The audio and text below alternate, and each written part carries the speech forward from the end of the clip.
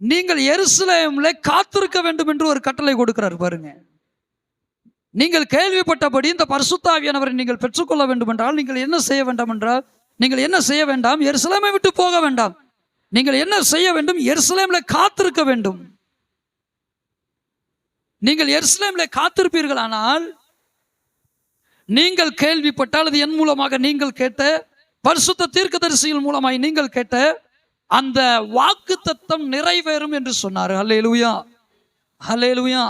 அந்த வாக்குத்தத்தம் நிறைவேறும் என்று சொன்னார். என்ன வாக்குத்தத்தம்? இப்பொழுது நாம் வாசிக்கலாம் 1வது அதிகாரம் 8வது வசனம். பாருங்கள், பரிசுத்த ஆவியானவர் வருவார். அந்த பரிசுத்த ஆவியானவர் உங்களிடத்தில் வருகிற போது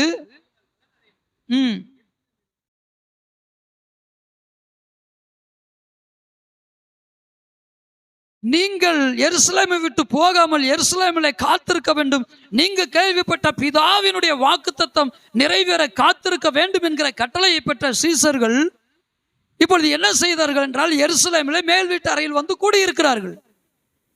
கர்த்தர் கொடுத்த அந்த வாக்குத்தத்தம், பரிசுத்த தீர்க்கதரிசிகள் மூலமாய் கொடுத்த அந்த வாக்குத்தத்தம் இப்பொழுது நிறைவேறினது. என்ன நிறைவேறும் என்றால், பரிசுத்த ஆவி உங்களிடத்தில் வரும்போது நீங்கள் பலனடைந்து எருசலேமிலும் யூதேயா முழுவதிலும் சமாரியாவிலும் பூமியின் கடைசி பரியந்தும் எனக்கு சாட்சிகளாய் இருப்பீர்கள் என்று சொல்லி இருக்கிற அந்த வார்த்தையின்படியே அப்போஸ்தலர் நடவடிக்கையின் புஸ்தகம் 2வது அதிகாரத்துடைய முதல் பகுதியில் நான் வாசிக்கிறோம். பரிசுத்த ஆவியானவர் அங்கே பலத்த காற்றடிக்கிற முழக்கமான சத்தமாக அங்கே வருகிறார். அக்னி மயமான நாவுகளால் ஒவ்வொருவர் மீதும் அமருகிறார். ஒவ்வொருவரையும் பரிசுத்த ஆவியினால் நிரப்புகிறார். இப்ப கவனிங்க, பழைய ஏற்பாட்டில் உங்கள் மத்தியில் நிலை கொண்டிருப்பார் என்று சொல்லப்பட்ட வேத பகுதி புதிய ஏற்பாட்டு பரிசுத்தவான்களுக்கு என்ன ஆலோசனை சொன்னதென்றால், என்ன தீர்க்க தரிசனம் சொன்னதென்றால், பரிசுத்த ஆவியானவரை நீங்கள் பெற்றுக்கொள்வீர்கள் என்று சொன்னார். அல்லேலூயா, அல்லேலூயா. பரிசுத்த ஆவியானவரை நீங்கள் பெற்றுக்கொள்வீர்கள் என்று சொன்னார். பரிசுத்த ஆவியானவர் ஒரு மனிதனை நிரப்பினால் அந்த மனிதன் என்ன செய்வான் என்றால் பலன் அடைவான். ஆமென், ஆமென். பழைய ஏற்பாட்டில் பரிசுத்த ஆவியானவர் வருவார். தேவ ஜனங்கள் மத்தியிலே நிலை கொண்டிருக்கிற அந்த ஆவியானவர் ஒரு மனிதன் மீது வருகிற போது, நல்லா கவனிங்க, ஒரு மனிதன் மீது வருகிற போது அவர் மகிமையான காரியங்களை செய்வான். எப்படி என்றால், திடீரென்று ஒரு யுத்தத்துக்கு புறப்பட்டு போனால் அங்கே யுத்தத்திலே தனக்கு எதிராய் வருகிற யுத்த மனிதர்களை, யுத்த சேனைகளை முறியடிப்பான். சிம்சோனை கொஞ்சம் கவனியுங்கள். அவனிடத்தில் பரிசுத்த ஆவியானவர் வந்தபோது அவன் பாருங்கள், எந்த மனிதனாலும் செய்ய முடியாத, சில மனித கூட்டங்கள் இணைந்து செய்ய முடியாத, அல்லது சில மனிதர்களுடைய சேனைகள் செய்ய முடியாத காரியங்களை அவன் ஒற்ற நபராக, ஒரே மனிதனாக அவன் செய்து முடிப்பான். பாருங்கள், கோட்டை சுவரினுடைய நிலைகளை, அந்த நிலை கதவுகளை தன் தோளின் மேல் சுமந்து கொண்டு போன மனிதனாக இருந்தானா. ஒரு கழுதையினுடைய பச்சை தாளை எடும்பை எடுத்து 2000 பேர்களை நிர்மூலமாக்கினானா. அவருடைய வல்லமையை கொஞ்சம் கவனித்து பாருங்கள். தேவ ஆவியானவர் அவன் இடத்தில் வருகிற போது, தேவ ஆவியானவர் அவன் மேல் வருகிற போது அவன் பெரிய பெரிய காரியங்களை செய்தான். ஆனால் கிறிஸ்து வந்த பின்பாக தேவன் இந்த உலகத்தில் இவ்விதமாக இடைபடுகிறது இல்லை. தேவ ஆவியானவர் ஒரு மனிதன் மீது வருவதற்கு பதிலாக, ஒரு மனிதன் மீது இறங்குகிறதுக்கு பதிலாக தேவ ஆவியானவர் என்ன செய்கிறார் என்றால், ஒரு மனிதனுடைய இருதயத்தில் ஊற்றப்படுகிறார். ஒரு மனுஷனுடைய இருதயத்தில் குடிகொள்கிறார். என்ன ஆபிரகாம், தேவ ஆவியானவர் என்ன செய்கிறார்? ஒரு மனிதனுடைய இருதயத்துக்குள்ளாக வாசம் பண்ணுகிறார். அப்ப நீங்க உங்களுக்கு கேள்வி வரும், பழைய ஏற்பாட்டில் ஆவியானவர் வந்தா எவ்வளவு பெரிய காரியம். ஒரு மனிதன் 300 நரிகளை பிடிச்சு அதனுடைய வாழை ரெண்டு நரியா கட்டி, ஒரு நரியை பிடிக்கிறதே பெரிய விஷயம். 300 நரிகளை பிடிச்சு அதை ஜோடி ஜோடியா இணைச்சு அது 2 வாள்களுக்கு மத்தியிலும் தீப்பந்தங்களை கட்டி பெலிஸ்தேருடைய வெள்ளாண்மைக்குள்ளாக அனுப்பி அவர்களுடைய வெள்ளாண்மைகளை அழிக்கிற அளவுக்கு அவன் அவ்வளவு வைராக்கியம், அவ்வளவு வல்லமை உள்ளவனாக இருந்தான்னா, இன்றைக்கு இந்த கடைசி காலங்களில் தேவ ஆவியானவர் வரும்போது தேவ ஜனங்களும் இப்படிப்பட்டவர்களாக மாறுவார்களா என்கிற கேள்வி உங்களுக்கு இருக்குமானால் நிச்சயமாக இல்லை. பழைய ஏற்பாட்டின் காலங்களிலே அவர்கள் மீது வந்த பரிசுத்த ஆவியானவர் இப்பொழுது என்ன செய்கிறார் என்றால், இஸ்ரவேல் ஜனங்கள் மீது மாத்திரம் இறங்கின அந்த ஆவியானவர் இப்பொழுது உலகத்தில் இருக்கிற எல்லா ஜனங்களும் அந்த ஆவியானவரை பெற்றுக்கொள்ள வேண்டும் என்று விரும்புகிறார். இப்பொழுது ஆவியானவர் என்ன செய்கிறார் என்றால், அவருடைய இருதயங்களில் குடிகொள்கிறார். அவர்கள் மீது அல்ல, அவர்கள் மேல் அல்ல, அவருடைய இருதயங்களே ஊற்றப்படுகிறார். அதுதான் வேதத்தில் வாசிக்கிறோம், இருதயங்களில் பெற்றீரே, மண் பாண்டங்களில் பெற்றீர்களே. அப்படியே பரிசுத்த ஆவியானவரை நாம் இப்பொழுது என்ன செய்திருக்கிறோம்? இருதயத்திலே முத்திரையாக பெற்றிருக்கிறோம். இருதயத்திலே பரிசுத்த ஆவியை உடையவர்களாக இருக்கிறோம். இப்ப இந்த பரிசுத்த ஆவியானவர் வந்தாருன்னா என்ன நடக்குன்னா, காண்டா மிருகத்துக்கு ஒத்த பலன் உனக்கு கிடைக்காது. காண்டாக மிருகத்துக்கு ஒத்த பலன் உங்களுக்கு கிடைக்காதுங்க. இந்த பரிசுத்த ஆவியானவர் பழைய ஏற்பாட்டின் நாட்களில் வருகிற போது காண்டா மிருகத்துக்கு ஒத்த பலன் இல்லை, அதற்கு மேலான பலமெல்லாம் அவர்களுக்கு உண்டானது. ஆனால் இன்றைக்கு கிறிஸ்துவை சொந்த இரட்சகராக ஏற்றுக்கொண்ட பிரஜாதிகள், எல்லா தேசத்திலும் வாழ்கிற ஜனங்கள் இந்த பரிசுத்த ஆவியானவரை பெறுவார்கள். என்றால் இந்த பரிசுத்த ஆவியானவர் இந்த பரிசுத்த ஆவியானவர் வருகிற போது அவருடைய இருதயங்களை குடிகொள்கிறார். அவர்களுடைய கூடாரங்கள் மாத்திரமல்ல, அவர்கள் மத்தியில் மாத்திரமல்ல, அவருடைய இருதயங்களை குடிகொள்கிறார். இப்பொழுது இருதயங்களிலே வாசம் பண்ணுகிற ஆவியானவர் என்ன செய்கிறார் என்றால் ஆத்துமாவை பலப்படுத்துகிறார். அவருடைய ஆவி ஆத்மாவை திடப்படுத்துகிறார். அவருடைய ஆவி ஆத்மாவை பலப்படுத்துகிறார். அவருடைய ஆவி ஆத்மாவை பலப்படுத்தி அவர் என்ன செய்ய வைக்கிறார் என்றால், எப்படி நிறுத்துகிறார் என்றால் சாட்சியாக நிறுத்துகிறார். 8ஆம் வசனத்தில் நாம் வாசித்தோம் அல்லவா? எருசலேமிலும் யூதேயா முழுவதிலும் சமாரியாவிலும் பூமியின் கடைசி பரியந்தமும் எனக்கு சாட்சிகளாய் இருப்பீர்கள் என்றார். பூமியின் கடைசி பரியந்தமும் எனக்கு சாட்சிகளாய் இருப்பீர்கள் என்றார். கேட்குறீங்களா? கவனிங்க. நாம சாட்சிகளா மாறணும்னா பரிசுத்த ஆவியானவர் வந்து நம்ம பலப்படுத்தணும். பரிசுத்த ஆவியானவர் என்ன செய்யணும்? பரிசுத்த ஆவியானவர் என்ன செய்யணுங்க? நம்மை பலப்படுத்தணும். பாருங்க, நம்மீது இறங்குகிற ஆவியானவர். இன்னைக்கு நிறைய பேர் அப்படித்தானே கைதட்டி பரிசுத்த ஆவியானவர் வந்தது, பரிசுத்த ஆவியானவர் நிரப்புகிறது போல அப்படி கைதட்டி பயங்கரமா குதிச்சு பரண்டு உருண்டுட்டு என்ன செய்யறாங்கன்ட்டு போய் கெட்ட வார்த்தைகளை பேசுறாங்க, மிளச்சத்தனமான வார்த்தைகளை பேசுறாங்க. தவறு, அவருடைய குடும்பத்திற்கு விரோதமான தவறுகள், தேவனுக்கு விரோதமான பாவங்களை பண்றாங்க. அது பரிசுத்த ஆவியின் நிறைவு அல்ல. பரிசுத்த ஆவியான ஒரு மனிதனை வரும்போது ஒரு மனிதனுடைய சரீரம் தாங்கொள்ளாமல் கீழே விழுவது என்பது ஏற்றுக்கொள்ளக்கூடிய ஒன்று. பரிசுத்த ஆவியான ஒரு மனிதன் நிரப்புவாரானால், ஒரு மனிதன் தன்னுடைய பாவ சரீரத்திலே அந்த தேவ ஆவியானவரை முதல் விசை பெறுகிற போது அதை பெற்றுக்கொள்ளுகிற பரிசுத்த ஆவியானவரை பெற்றுக்கொள்ளும் போது தாங்கொள்ளாமல் கீழே விழுவது என்பது ஏற்றுக்கொள்ளக்கூடிய ஒன்று, ஒரு இயல்பான ஒன்று. அது எப்பொழுது பார்த்தாலும் மேலே கீழும் தவ்விக்கொண்டு கீழே படுத்து உருண்டு கொண்டு போனால் அது சந்தேகத்துக்குரியது. பரிசுத்த ஆவியானவர் வரும்போது என்ன செய்கிறார் என்றால் நம்மை பலப்படுத்துகிறார், நம்மை சாட்சியாய் நிறுத்துகிறார். அல்லேலூயா, அல்லேலூயா. சாட்சியின் ஜீவியம் ஜீவிக்க வைக்கிறார் இந்த பரிசுத்த ஆவியானவர்.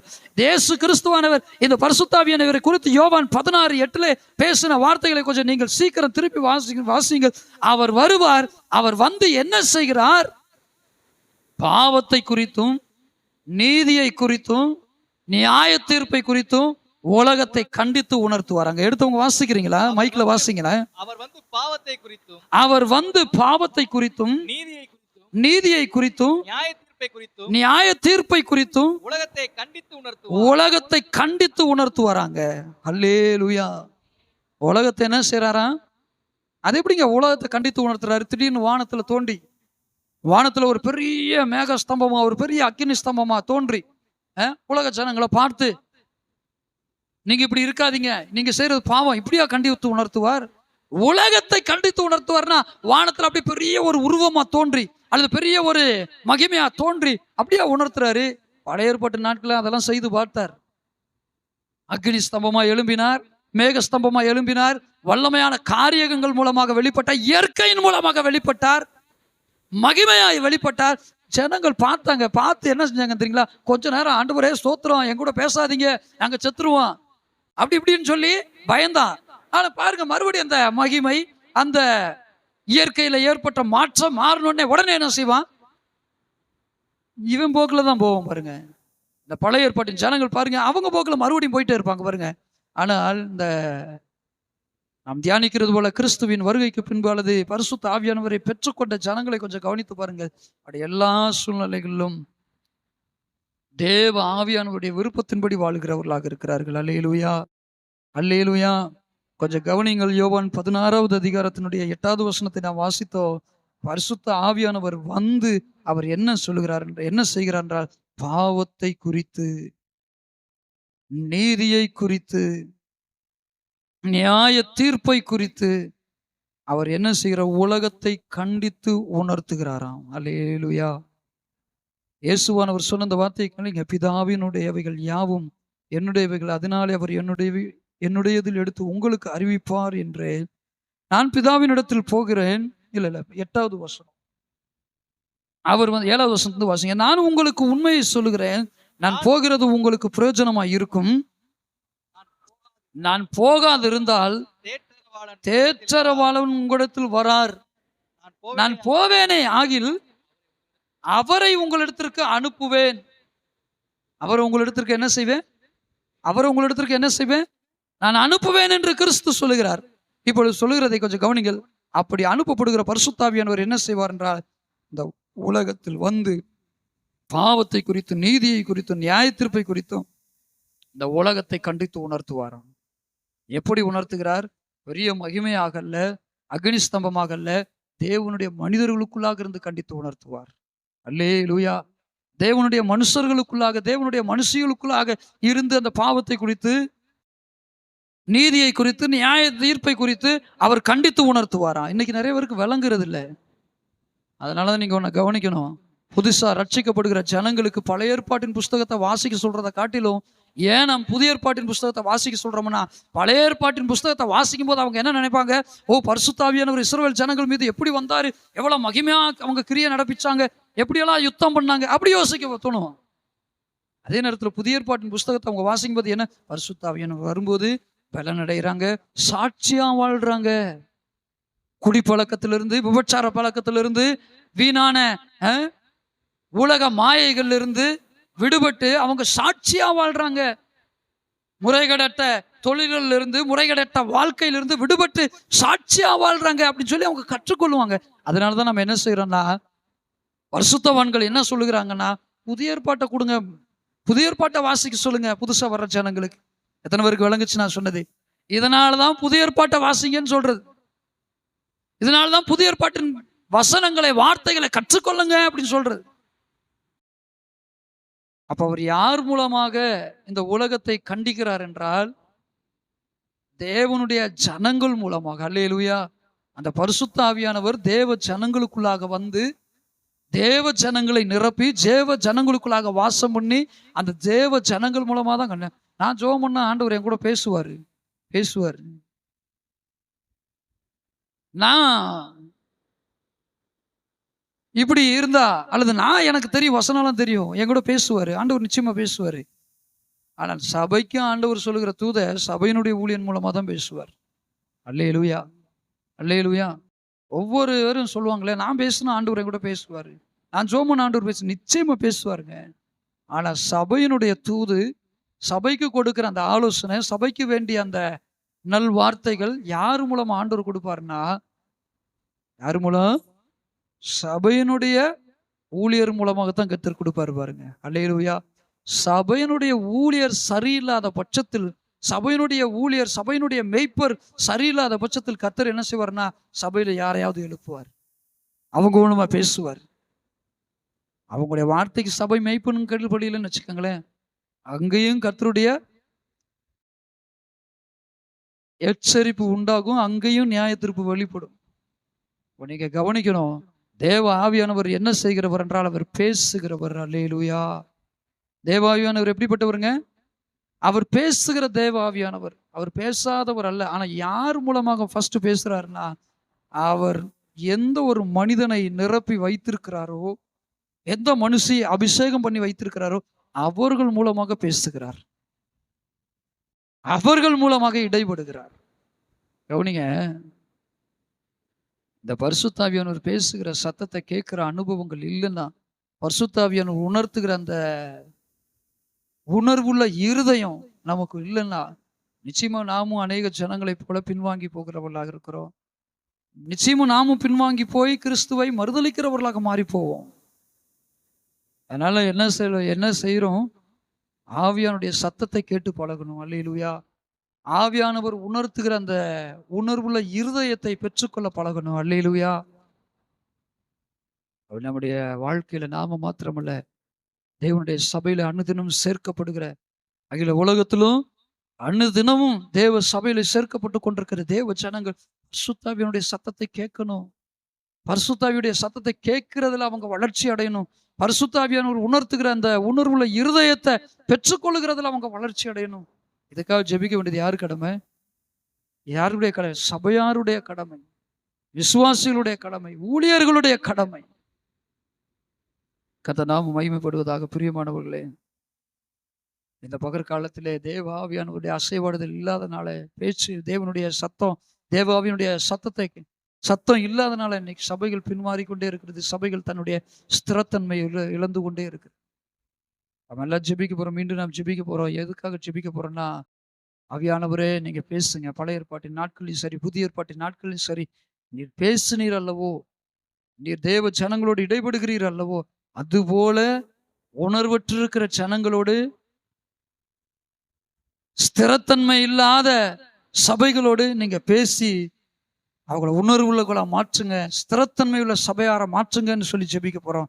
நம்மிலும் ஸ்திரத்தன்மை அற்றவர்கள், உணர்வற்றவர்கள் இருப்பார்கள். ஆனால் நாமும் ஸ்திரத்தன்மை உள்ளவர்களாக, உணர்வுள்ளவர்களாக மாற நாம் ஜெபிக்க போகிறோம். ஜெபிக்கலாமா நாம் எல்லாரும்? இந்த பரிசுத்த ஆவியானவரை பெற்றுக்கொள்ளாத எந்த சபையும் பரிசுத்த ஆவியானவரை தன்னுடைய வாழ்க்கையிலே பெற்றுக்கொள்ளாத எந்த மனுஷையும் அது விருத்தி அடைவதில்லை, சாட்சியாய் மாறுவதில்லை. அல்லேலூயா, அல்லேலூயா, அல்லேலூயா, அல்லேலூயா, அல்லேலூயா. ஸ்தோத்திரம், ஸ்தோத்திரம், ஸ்தோத்திரம், ஸ்தோத்திரம், ஸ்தோத்திரம். பரிசுத்த ஆவியானவரே, நீர் வந்து பாவத்தை குறித்தும், நீதியை குறித்தும், நியாய தீர்ப்பை குறித்தும் கண்டித்து உணர்த்துகிற தேவனாக இருக்கு. இந்த உலகத்தை கண்டித்து உணர்த்துகிறீர் ஆண்டவரே, உம்முடைய பிள்ளைகள் மூலமாக. இப்பட்ட ஸ்லாகியத்துக்குரியவர்களாக நாங்கள் இன்னும் மாறட்டும்பா. இந்த ஸ்லாகியத்துக்குரியவர்களாக நாங்கள் இன்னும் மாறட்டும் ஆண்டவரே. அல்லேலூயா, அல்லேலூயா. சொல்லுங்க, சொல்லுங்க. எங்களுடைய சபையார், எங்களுடைய மக்கள், எங்களுடைய ஊழியர்கள் இவ்விதமான ஸ்லாகியத்துக்குரியவர்களாக மாறுவார்களாக. ஸ்தோத்திரம், ஸ்தோத்திரம், ஸ்தோத்திரம்.